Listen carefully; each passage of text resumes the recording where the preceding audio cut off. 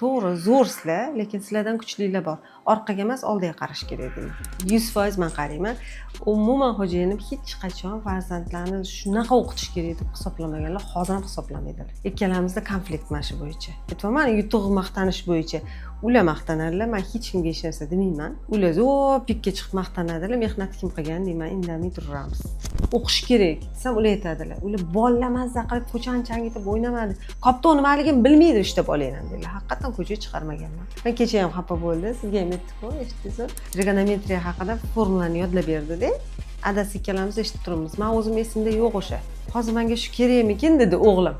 Adaga yoqib tushdi-yu, o'sha orqasidan ketdi konflikt. Mana sen bolani tiqib qo'ygansan, ertaga uydan qochib ketadi bu bola.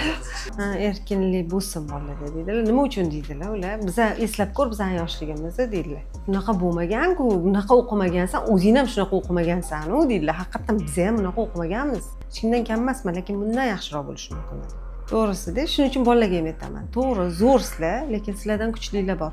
Orqaga emas, oldiga qarash kerak deyman. Sinfdoshlaringlardan kuchliman deb qaramalaring deyman. Oldiga qaranglar. Sizlardan kuchli qancha bolalar bor deyman har doim.